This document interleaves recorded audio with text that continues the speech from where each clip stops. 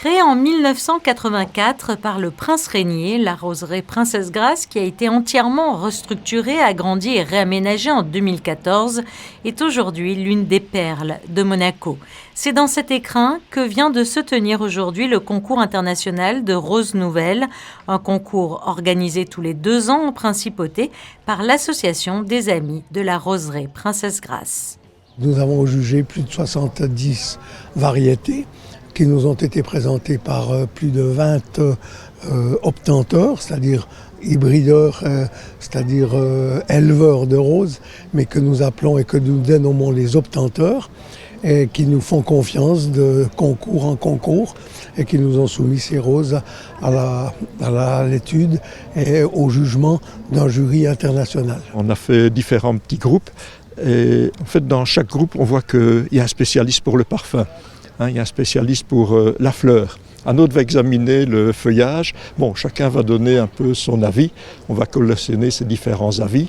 Il y avait 3 groupes et on va additionner les points qui auront été attribués à chacune des fleurs. Sous la houlette de la Fédération mondiale de la rose, ce concours est donc très prisé et a pour objectif de faire connaître de nouvelles variétés de roses.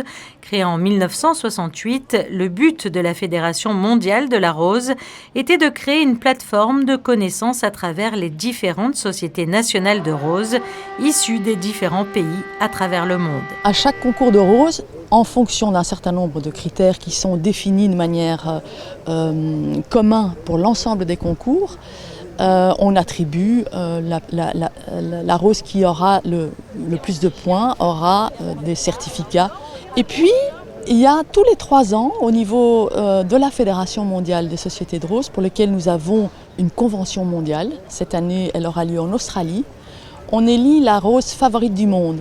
Et donc les 40 pays vont choisir les quelques roses qu'elles veulent nommer.